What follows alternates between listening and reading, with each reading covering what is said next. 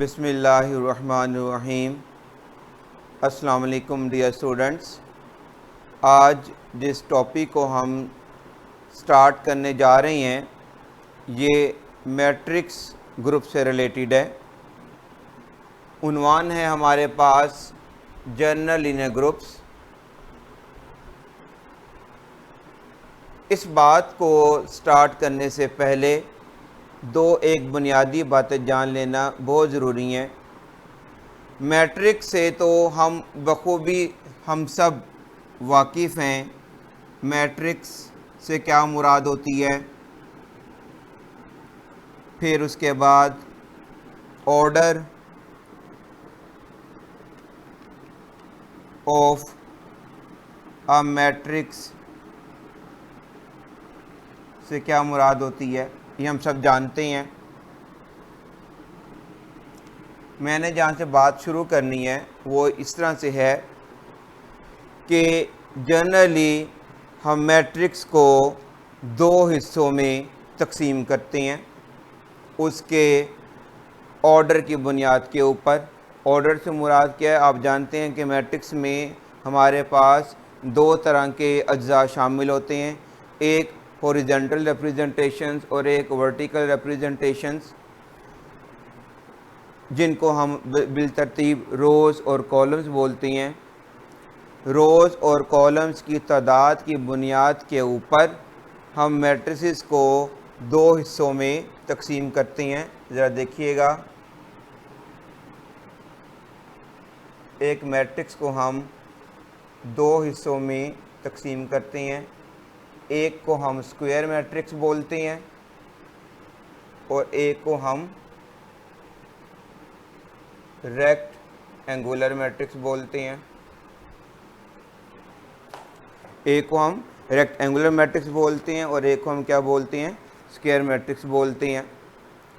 Rectangular matrix में आप जानते हैं रोज़ और कॉलम्स की तादाद आपस में बराबर नहीं होती, और स्क्वायर मैट्रिक्स में हमारे पास रोज़ और कॉलम्स की तादाद आपस में क्या होती है, बराबर होती है। मैट्रिक्स के अंदर हम आम तौर पर दो तरह के ऑपरेशंस को स्टडी करते हैं। एक कहलाता है हमारे पास मैट्रिक्स एडिशन, एक हमारे पास क्या कहलाता है, मैट्रिक्स एडिशन।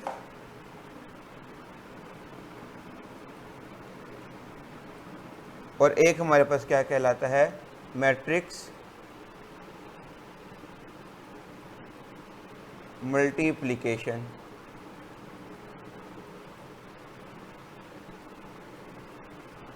मैट्रिक्स एडिशन और मैट्रिक्स मल्टीप्लिकेशन। अब हम दो मैट्रिसेस को ऐड करना भी जानते हैं, दो मैट्रिसेस को मल्टीप्लाई करना भी जानते हैं। पहली बात हमारे पास क्या आ जाती है कि दो मैट्रिक्स कब ऐड होते हैं, तो ये आ जाता है ऑर्डर के ऊपर। किसके ऊपर आ जाता है, ऑर्डर के ऊपर, कि अगर दोनों मैट्रिसेस का ऑर्डर बराबर हो तो हम उन्हें ऐड कर सकते हैं, चाहे कोई ऑर्डर भी हो, चाहे वो रेक्टेंगुलर टाइप का ऑर्डर हो या स्क्वायर टाइप का ऑर्डर हो। मिसाल के तौर पर 2/3 का अगर कोई मैट्रिक्स है तो 2/3 का मैट्रिक्स किस मैट्रिक्स में ऐड होगा, 2/3 के मैट्रिक्स में ऐड होगा। इसी तरह से आप कोई भी स्क्वायर ऑर्डर ले लेते हो, फ़र्ज़ करो 5/5 का मैट्रिक्स जो होगा 5/5 में ऐड होगा। कहने का मतलब ये है कि एडिशन के लिए मैट्रिक्स का रेक्टेंगुलर होना या स्क्वायर होना कोई माने नहीं रखता, हम ऐड कर सकते हैं। लेकिन शर्त क्या है, दोनों का ऑर्डर क्या होना चाहिए, बराबर होना चाहिए। दूसरी बात, मल्टीप्लिकेशन का क्या मेथड होता है, मैट्रिक्स मल्टीप्लिकेशन कैसे की जाती है, ये तो एक अलग टॉपिक है। दो मैट्रिसेस की मल्टीप्लिकेशन कब पॉसिबल होती है, जब पहले मैट्रिक्स में कॉलम्स की तादाद दूसरे मैट्रिक्स की रोज़ की तादाद के बराबर हों। ठीक है ना। यहाँ पे किस तरह से हम करते हैं, पहले मैट्रिक्स के कॉलम्स की तादाद बराबर हो जाए दूसरे मैट्रिक्स के रोज़ की तादाद के, तो तब दो मैट्रिक्स जो उनसे होते हैं वो क्या होते हैं, मल्टीप्लाई के काबिल हो जाते हैं। यही दोनों बातें हम पहले लिखते हैं और उसके बाद फिर जो सा है वो हम अपनी गुफ्तगू को आगे बढ़ाते हैं।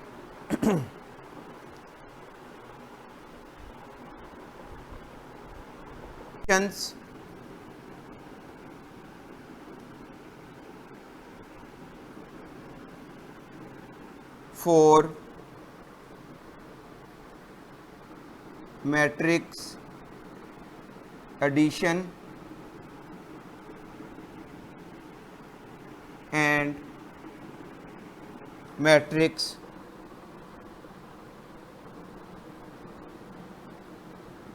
multiplication.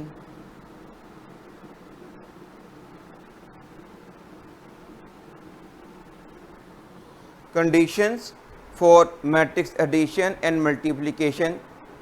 नंबर 1 पर अगर हमारे पास दो मैट्रिक्स हों ए और बी, एक मैट्रिक्स ए है एक मैट्रिक्स बी है, तो हमारे पास ए प्लस बी कब पॉसिबल होगा? ए प्लस बी कब पॉसिबल होगा? When ever order of matrix A बराबर आ जाए ऑर्डर ऑफ मैट्रिक्स बी। ठीक है, बड़ी इंपॉर्टेंट कंडीशन है। व्हेन एवर मैट्रिक्स ए और बी कब ऐड होंगे? When ever order of A बराबर किसके आ जाए? ऑर्डर ऑफ बी के। ठीक है,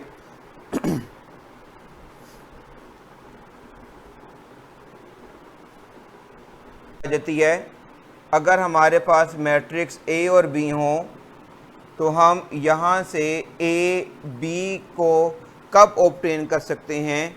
when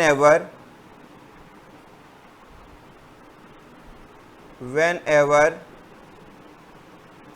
number of columns of A बराबर आ जाए किसके? नंबर ऑफ रोज़, पहले के कॉलम और दूसरे के rows, number of rows of B. दो मैट्रिसेस कब मल्टीप्लाई होते हैं?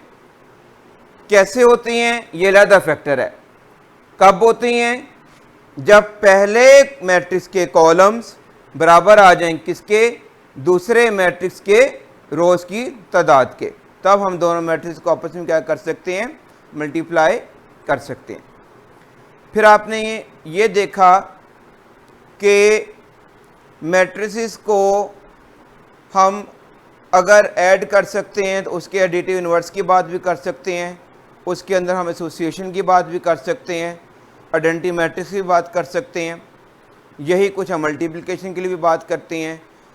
अगर मल्टीप्लिकेशन के अंदर दो मैट्रिक्स को अगर मल्टीप्लाई कर सकते हैं तो यहाँ पर हम इनके एसोसिएशन की बात कर सकते हैं, यहाँ पर हम इनके मैट्रिक्स की मल्टीप्लिकेटिव आइडेंटिटी की बात भी कर सकते हैं, मल्टीप्लिकेटिव इन्वर्स की बात कर सकते हैं। कहने का मकसद क्या है मुख्तसर अंदाज में कि ख्वाह ऑपरेशन एडिशन का हो, मैट्रिक्स एडिशन का हो या मैट्रिक्स मल्टीप्लिकेशन का हो, दोनों सूरतों में हमारे पास मैट्रिसेस से ग्रुप्स मुहैया हो जाते हैं। मैट्रिक्स से हमें क्या मुहैया हो जाती हैं? ग्रुप्स मुहैया हो जाते हैं। ठीक है, अगर हमारे पास पहले हम बात करते हैं, जैसे हमने देखा था कि मैट्रिसेस को हम दो हिस्सों में तकसीम करती हैं, एक रेक्टेंगुलर और दूसरा स्क्वायर। अगर तो बात की जाए ऑपरेशन मैट्रिक्स एडिशन की, किसकी बात की जाए? ऑपरेशन मैट्रिक्स एडिशन की बात की जाए, तो फिर हमारे पास इस बात से कतई नज़र के मैट्रिक्स रेक्टेंगुलर है या स्क्वायर है, दोनों सूरतों में हम मैट्रिक्स का ग्रुप बना सकते हैं।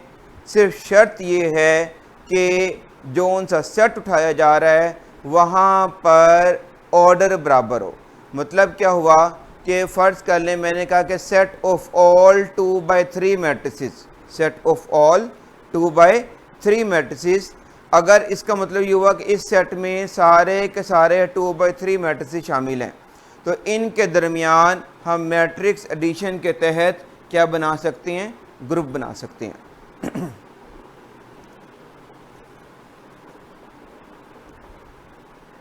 सपोज हमारे पास एक सेट X है, सेट ऑफ ऑल 2/3 मैट्रिसेस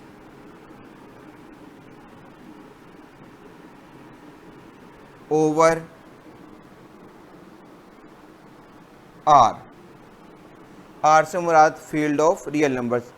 ठीक है, अब देखिएगा इसका मतलब क्या हुआ कि कौन से मैट्रिसेस हम इस सेट X में ले रहे हैं, जो तमाम के तमाम जिनके 2 रोज़ होंगे और 3 क्या होंगे, कॉलम्स होंगे। 2 रोज़ होंगे और 3 क्या होंगे, हमारे पास कॉलम्स होंगे। ठीक है, अब under matrix addition, under matrix addition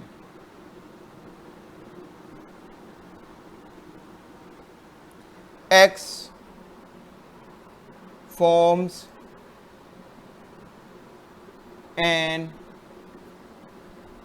abelian group. X forms an abelian group.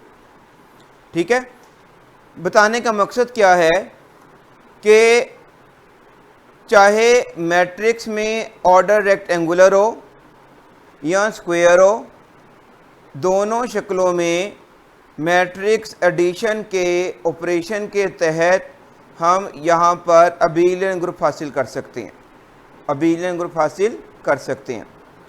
Finite और इनफाइनाइट की बात नहीं की जा रही। ज़ाहिर बात है मैट्रिक्स के अंदर एंट्रीज कहाँ से ली जाती हैं, फील्ड से ली जाती हैं।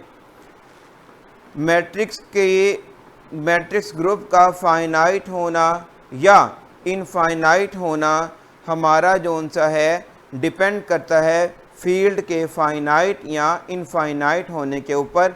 अगर फील्ड इनफाइनाइट होगा तो हमारा मैट्रिक्स ग्रुप इनफाइनाइट होगा, अगर फील्ड हमारा फाइनाइट होगा तो मैट्रिक्स ग्रुप हमारा फाइनाइट हो जाएगा। अंडर एडिशन जौन सा है हमारे पास ये ग्रुप जौन सा है अबेलियन ग्रुप बनाता है। हर वो इसे मैंने एग्जांपल के तौर पर लिखा है ना 2/3, आप कोई सा भी ले सकते हो ऑर्डर m/n, चाहे mn के बराबर है या नहीं है।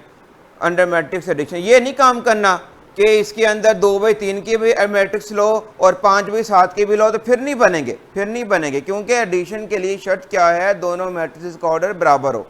तो जो आपने भी सेट उठाना है मैट्रिक्स का, उसमें तमाम के तमाम मैट्रिसेस वो शामिल करने हैं जिनका ऑर्डर बराबर हो, जिनका ऑर्डर क्या हो, बराबर हो। हाँ, अलबत्ता ये जो सेट X है ये मैट्रिक्स मल्टीप्लिकेशन के तहत कोई ग्रुप नहीं बना सकता। ग्रुप क्या बनाएगा, क्लोज ही नहीं होना।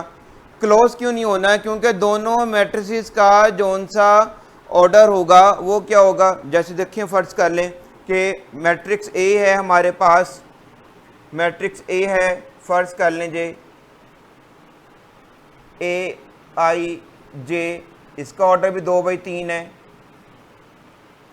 और मैट्रिक्स B फर्ज कर लें हमारे पास है BIJ, और इसका ऑर्डर भी मेरे पास कितने, 2/3 है।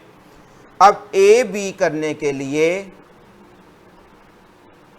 AB कब मिलना था हमें, अगर पहले मैट्रिक्स जो A मैट्रिक्स है उसके कितने कॉलम्स आ रहे हैं, 2/3 से क्या पता चल रहा है कि उसके 3 कॉलम्स हैं।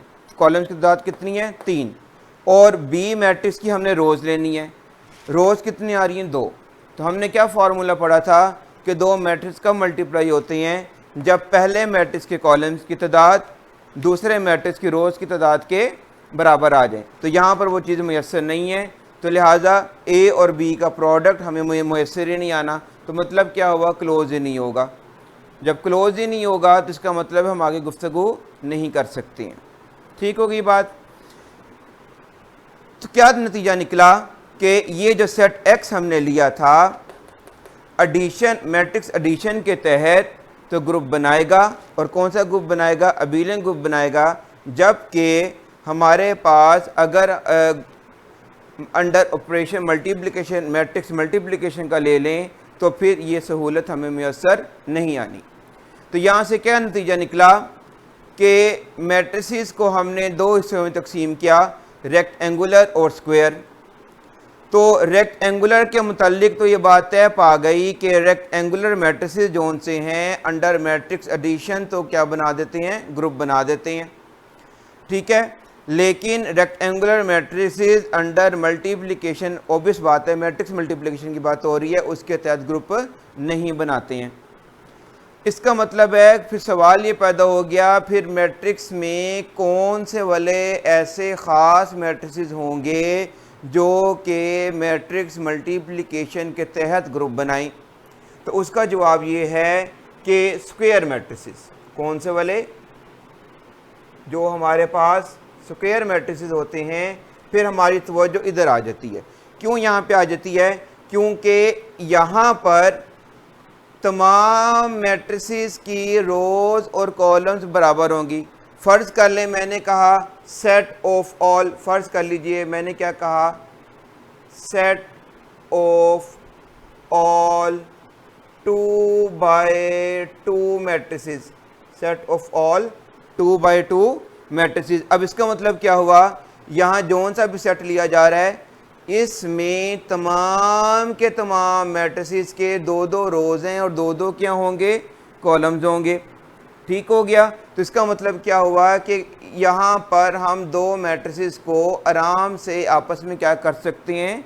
मल्टीप्लाई कर सकते हैं। आपस में क्या कर सकते हैं? मल्टीप्लाई कर सकते हैं, क्योंकि दोनों मैट्रिसेस के रोज़ और कॉलम्स की तादाद आपस में क्या आ रही है? बराबर आ रही है। तो लिहाजा पहले मैट्रिक्स के कॉलम्स की तादाद ऑटोमेटिकली बराबर हो जाएगी दूसरे मैट्रिक्स की रोज़ की तादाद की। तो लिहाजा यहाँ पे मल्टीप्लिकेशन पॉसिबल है।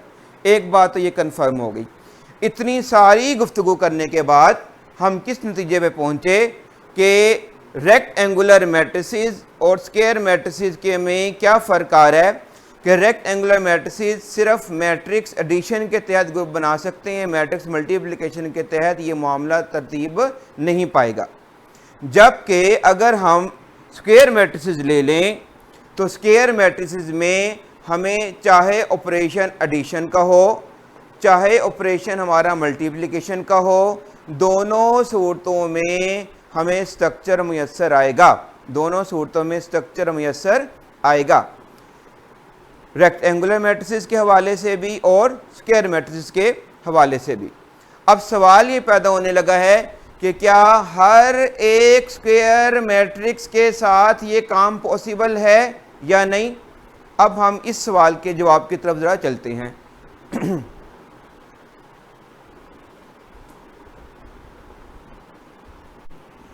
अब हमारे पास व्हेन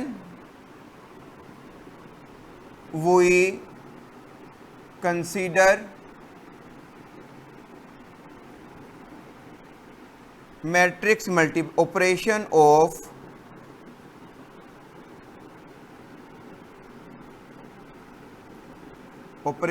ऑफ मैट्रिक्स मल्टीप्लिकेशन। अब हमारी तवज्जो का मरकज़ सिर्फ़ और सिर्फ एक ऑपरेशन रह गया है और वो कौन सा है? मैट्रिक्स मल्टीप्लिकेशन का। कौन सा है? मैट्रिक्स मल्टीप्लिकेशन का। क्योंकि एडिशन के मैट्रिक्स एडिशन के मुतालिक तो हमने देख लिया है, चाहे रेक्टेंगुलर मामलात हैं या स्क्वायर मामलात हैं, हमें वहाँ पे कोई इशू नहीं आ रहा। अब बात आ गई है स्क्वायर मैट्रिसेस के ऊपर और ऑपरेशन हमने ले लिया है कि क्योंकि रेक्टेंगुलर के मुतालिक हमने देख लिया कि अंडर मैट्रिक्स मल्टीप्लिकेशन वहाँ पे क्लोजर प्रॉपर्टी होल्ड नहीं करती है, लिहाजा वहाँ पे हम ग्रुप वगैरह की गुफ्तगू नहीं कर सकते हैं। तभी तो अब हमारी तवज्जो रेक्टेंगुलर से शिफ्ट हो गई है मैट्रिसेस की कौन सी क्लास में? स्क्वायर मैट्रिसेस की क्लास में। अब स्क्वायर मैट्रिसेस के अंदर हम सिर्फ अब देखने लगे हैं मैट्रिक्स मल्टीप्लिकेशन के हवाले से। तो सवाल ये आ गया कि क्या ये तो बात हमने देख ली कि set of all square matrices, फर्ज कर लें, देखिएगा ये मैं एक बात लिख रहा हूं यहां पे कि set of all square matrices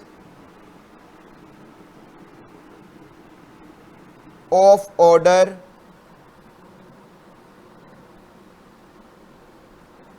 n of order n is closed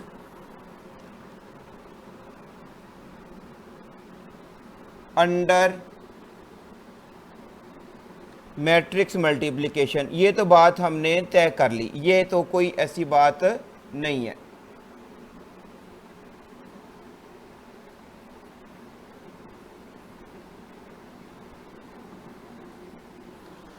set of all square matrices of order n is closed under matrix multiplication।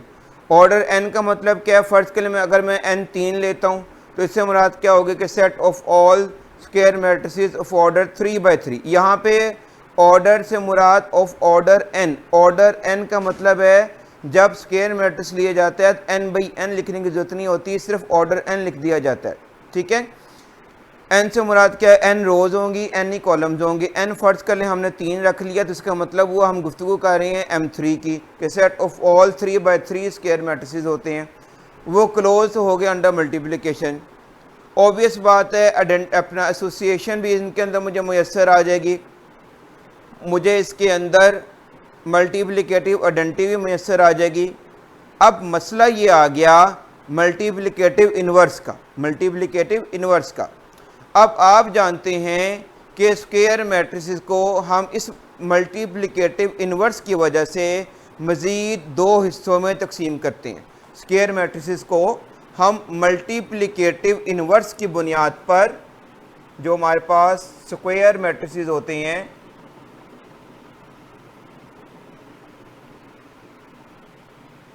Square matrices जो उनसे होती हैं, ग्रुप बनाने के लिए हमें मल्टीप्लिकेटिव इन्वर्स रिक्वायर्ड है। मल्टीप्लिकेटिव इन्वर्स की एग्जिस्टेंस या मल्टीप्लिकेटिव इन्वर्स की मौजूदगी या मल्टीप्लिकेटिव इन्वर्स मुयसर होना या ना होना, इसकी बुनियाद पे हम मज़ीद इनको 2 हिस्सों में तकसीम करते हैं, 2 हिस्सों में तकसीम करते हैं। एक हमारे पास कहलाते हैं invertible matrices, invertible matrices,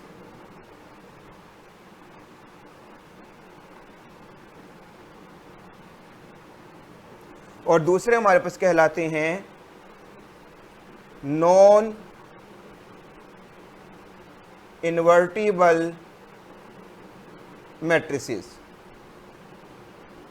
non invertible matrices. ठीक है, स्क्वायर मैट्रिसेस को मज़ीद हम 2 हिस्सों में तकसीम करते हैं। एक वो मैट्रिसेस जो इन्वर्टिबल हैं, यानी कि जिनका मल्टीप्लिकेटिव इन्वर्स एग्जिस्ट करता है। मुराद मल्टीप्लिकेटिव इन्वर्स कब एग्जिस्ट करता है? हम जानते हैं अगर उस मैट्रिक्स का डिटर्मिनेंट नॉन ज़ीरो आ जाए, मैट्रिक्स का डिटर्मिनेंट नॉन ज़ीरो आ जाए, मुराद कि मैट्रिक्स हमारा नॉन सिंगुलर हो जाए, मैट्रिक्स हमारा क्या हो जाए? नॉन सिंगुलर हो जाए। और नॉन इन्वर्टिबल मैट्रिसेस से क्या मुराद है?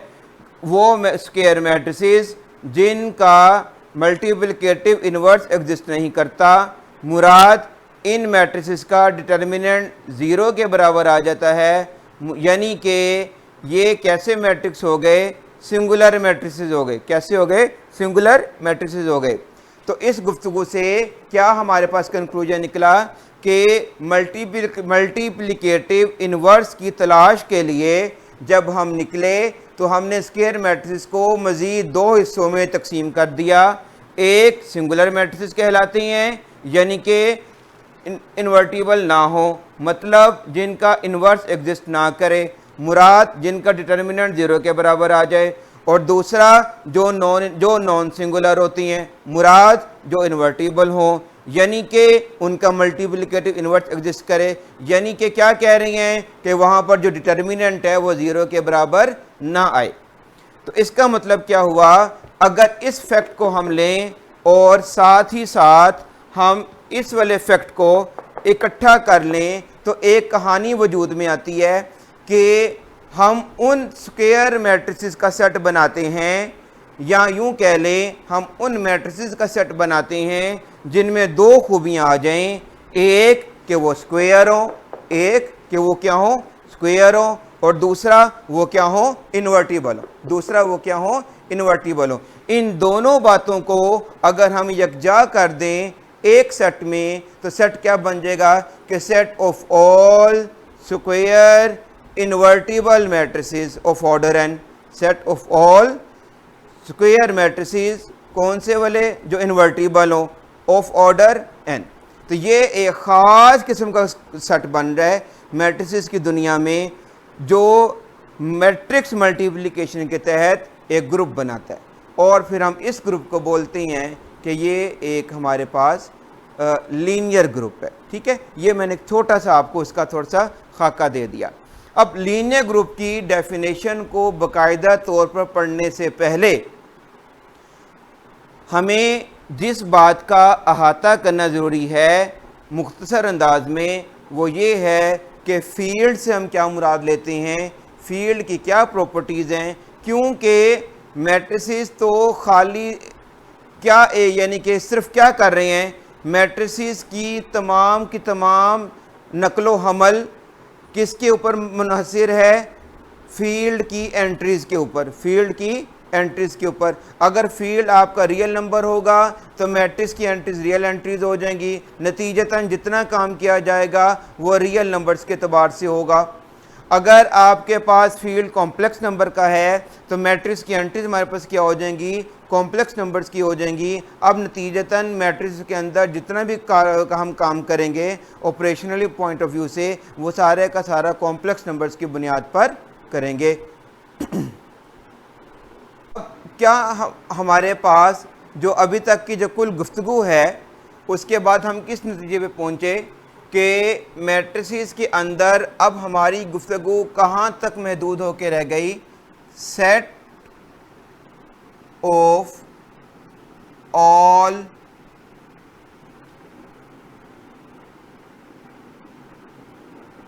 Invertible square matrices.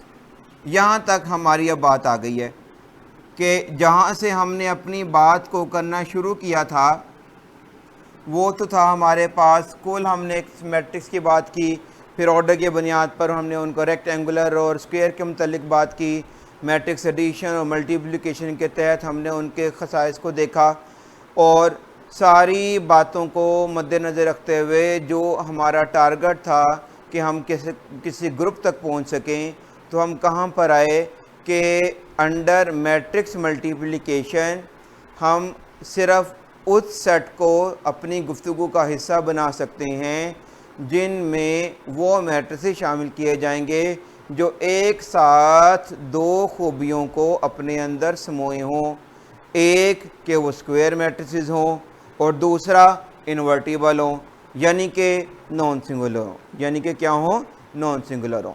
ठीक है, अब ये सारी गुफ्तगू हमें लीड करेगी लीनियर ग्रुप्स के लिए, यानी कि किसके लिए करेगी, लीनियर ग्रुप्स के लिए। लेकिन लीनियर ग्रुप्स को स्टडी करने से पहले एक छोटा सा जायज़ा हम किस बात पर ले लें कि मैट्रिक्स के अंदर एंट्रीज़ हम कहाँ से लेते हैं। तो मैट्रिक्स के अंदर जो एंट्रीज़ हम लेते हैं वो हम लेते हैं फील्ड में से। कहाँ से लेते हैं, फील्ड में से लेते हैं। और फील्ड के मुतालिक आप जानते हैं कि अगर f हमारे पास कोई एक नॉन एम्प्टी सेट हो और बाइनरी ऑपरेशन हमारे पास दो हों, कौन कौन से, प्लस का और मल्टीप्लिकेशन का। इसका मतलब क्या हुआ कि अगर फील्ड बनाने के लिए हमें कैसा अलजेब्राइक स्ट्रक्चर रिक्वायर्ड है जिसमें एक सेट में इतनी काबिलियत मौजूद हो जिसके अंदर दो बाइनरी ऑपरेशन हम डिफ़ाइन कर सकें, एक प्लस का और दूसरा मल्टीप्लिकेशन का, और नॉन एम्प्टी सेट में क्या खूबी हो, वेयर विद एटलीस्ट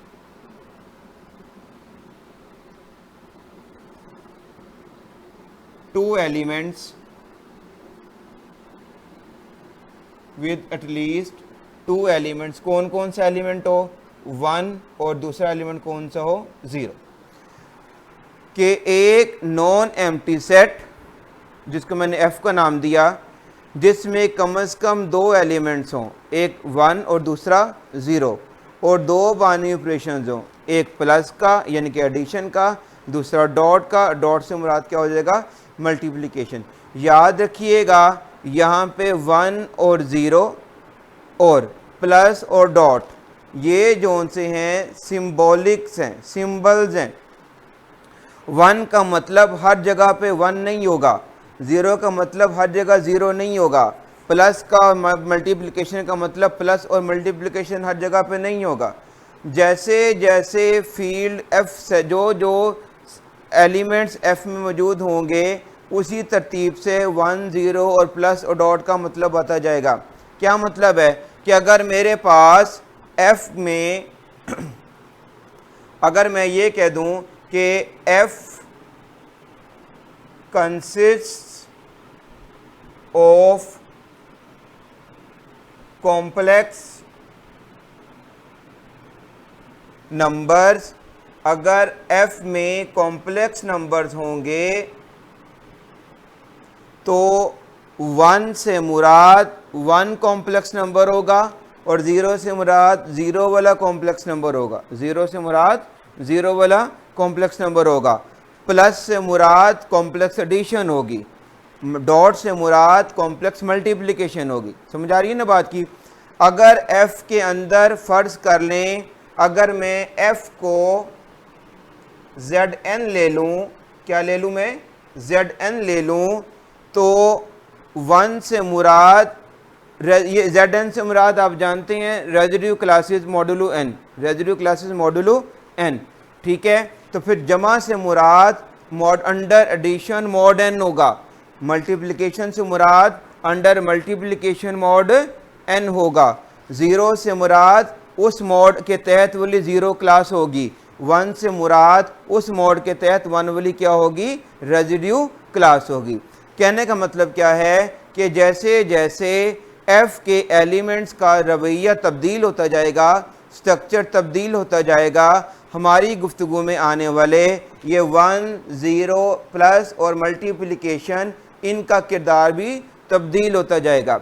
अगर मैं रियल नंबर्स की बात करूंगा तो प्लस और मल्टीप्लिकेशन से मुराद ऑर्डिनरी एडिशन और मल्टीप्लिकेशन है, 1 और 0 से मुराद हमारे पास 1 रियल नंबर और 0 वाला रियल नंबर है। अगर ये कॉम्प्लेक्स नंबर्स के अंदर हम आ जाते हैं, कॉम्प्लेक्स नंबर में अगर हम आ जाते हैं तो हमारे पास अंडर एडिशन से मुराद कॉम्प्लेक्स एडिशन होगा, डॉट से मुराद कॉम्प्लेक्स मल्टीप्लिकेशन होगा, 1 से मुराद कॉम्प्लेक्स नंबर 1 कॉम्प्लेक्स नंबर होगा, 1 कॉम्प्लेक्स नंबर से मुराद क्या होता है, जिसका इमेजिनरी पार्ट 0 हो, और 0 कॉम्प्लेक्स नंबर से मुराद क्या होगा, जिसका रियल और इमेजिनरी दोनों पार्ट क्या हो, 0 हो। और अगर f में मैं Zn ले लेता हूँ, Fn क्या मतलब हुआ कि रेजिड्यू क्लासेस के ऊपर मैं बात करता हूँ, तो फिर प्लस मल्टीप्लिकेशन से मुराद एडिशन मॉडुलो n और मल्टीप्लिकेशन मॉडुलो n होगा, और 1 और 0 से मुराद हमारे पास क्या हो जाएगा, रेजिड्यू क्लास ऑफ 1 एंड 0 हो जाएगी with respect to that particular n। ठीक है। अब आप जानते हैं कि फील्ड कब बनता है, जब 3 बातें आपके पास आ जाएं। कितनी बातें आ जाएं, 3 बातें। पहली बात हम क्या कहते हैं कि f अंडर एडिशन हमारे पास क्या बन जाए, अबेलियन ग्रुप बन जाए, यानी कि इस एक बात में 5 बातें मौजूद हैं कि f 5 बातें मौजूद हैं। ठीक है। एडिशन है तो ऑब्वियसली अंडर एडिशन क्लोज हो गया, अगर क्लोज को हम निकाल देते हैं तो 4 बातें रह जाएंगी, association, additive identity, additive inverse और कम्यूटेटिव प्रॉपर्टी। ठीक है। दूसरी प्रॉपर्टी हमारे पास क्या आ जाती है कि हमारे पास f के जोन से नॉन ज़ीरो एलिमेंट हैं, यानी कि 0 को निकाल कर अंडर मल्टीप्लिकेशन हमें क्या प्रोवाइड करें, अबेलियन ग्रुप प्रोवाइड करें, अबेलियन ग्रुप प्रोवाइड करें। ठीक है, यानी कि एफ में से हमने 2 0 और 1 रखे हुए हैं ना, आपने किसको निकाल देना है? 0 को निकाल देना है। किसको निकाल देना है? 0 को निकाल देना है। 0 को निकाल कर जो बाकी सेट रह जाए उसको अंडर मल्टीप्लिकेशन आपने क्या साबित करना है कि वो हमारे पास क्या बने? अबेलियन ग्रुप बने। और तीसरी बात हमने क्या पढ़ी हुई है इसमें कि डिस्ट्रीब्यूटिव लॉज होल्ड करने चाहिए, डिस्ट्रीब्यूटिव लॉज जो उनसे हैं वो क्या करने चाहिए? होल्ड करने चाहिए। और हम जानते हैं वो 2 तरह के होते हैं, लेफ्ट भी होता है और राइट भी होता है। तो कुल मिलाकर ये अगर 3 बातें हमारे पास किसी एक ऐसे नॉन एम्प्टी सेट में आ जाएं जिसमें कम से कम हमारे पास 2 एलिमेंट्स और 2 बाइनरी ऑपरेशंस हों, तो वो सेट हमें क्या देता है? फील्ड देता है। क्या दे देता है? फील्ड दे देता है। अब एफ के एलिमेंट्स की बुनियाद पर हम फील्ड को 2 हिस्सों में तकसीम करते हैं, फाइनाइट और इनफाइनाइट। अगर एफ में एलिमेंट्स की तादाद इनफाइनाइट होगी तो फील्ड हमारा इनफाइनाइट फील्ड कहलाएगा। अगर एफ के एलिमेंट्स की तादाद फाइनाइट होगी तो फील्ड हमारा क्या कहलाएगा? फाइनाइट फील्ड कहलाएगा। जैसे इनफाइनाइट फील्ड में हम जानते हैं रैशनल नंबर्स हैं, रियल नंबर्स हैं, कॉम्प्लेक्स नंबर्स हैं। आमतौर पर ये 3 फील्ड हैं, लेकिन इसके अलावा बेशुमार फील्ड हैं। इन जो सारे के सारे ये इनफाइनाइट फील्ड हैं। इनमें जो रैशनल नंबर्स का फील्ड है ये स्मॉलेस्ट इनफाइनाइट फील्ड है, स्मॉलेस्ट इनफाइनाइट फील्ड है। ठीक है, और Zn जो वाले अगर n में प्राइम ले लूँ, अगर मैं n क्या ले लूँ? प्राइम ले लूँ। क्या मुराद है कि अगर मैं फ़र्ज़ कर लें Z2 ले लेता हूँ, Z3 ले लेता हूँ, Z5 ले लेता हूँ, Z7 ले लेता हूँ, और इस तरह के जो सारे n प्राइम के तहत Zp जो उनसा होता है ये मेरे पास फील्ड बनाता है। Z5 फील्ड बनाएगा under addition mod 5 and multiplication mod 5। अब चूंकि Z5 के अंदर एलिमेंट्स कौन कौन से आ रहे हैं?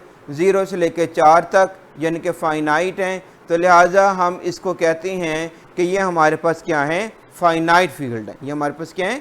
फाइनाइट फील्ड है। ठीक है, और सबसे छोटा फाइनाइट फील्ड कौन सा होता है? Z2।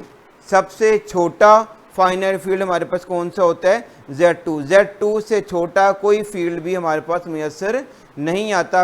और इनफाइनाइट में सबसे छोटा फील्ड कौन सा होता है? सेट ऑफ रैशनल नंबर्स का। तो क्या बात है भाई कि फाइनाइट केस में Z2 और इनफाइनाइट केस में सेट ऑफ रैशनल नंबर्स ये स्मॉलेस्ट फील्ड बनाते हैं। ठीक होगी बात।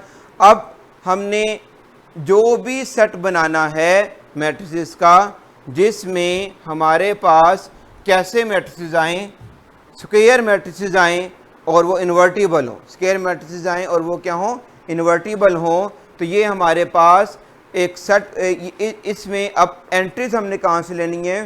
फील्ड में से लेनी है। चाहे वो फील्ड हम फाइनाइट ले लें, चाहे फील्ड वो हम कौन सा ले लें? इनफाइनाइट ले लें। उस बुनियाद के ऊपर हमारे ये मैट्रिसेस जो से तश्कील पाएंगे और ये फिर एक स्ट्रक्चर बनाएंगे, और इस स्ट्रक्चर को हम क्या बोलते हैं? लीनियर ग्रुप्स या जनरल लीनियर ग्रुप्स बोलते हैं। ठीक है, यहाँ तक आज की ये बात थी जिसमें हमने एक ओवरव्यू सा देख लिया कि कैसे मैट्रिसेस के अंदर किस तरह से हम मूव करते हैं। तो हम अपने आप को, अपनी गुफ्तगू को पाबंद कर लेते हैं सिर्फ इस ख़ास हिस्से के लिए जो कि हमें मतलूबा स्ट्रक्चर प्रोवाइड करता है। किसकी मदद से प्रोवाइड करता है? फील्ड की मदद से प्रोवाइड करता है, जिसके मुतल्लिक हमने थोड़ी सी ओवरव्यू कर लिया। अब इंशाल्लाह अगले हम नेक्स्ट लेक्चर के अंदर बाकायदा तौर पर लीनियर ग्रुप को डिफ़ाइन करेंगे इस सेट के मुतल्लिक, और इसको हम ग्रुप साबित करेंगे, और इसकी दीगर जो सी अहम अलजब्राइक प्रॉपर्टीज़ हैं उनको हम स्टडी करेंगे।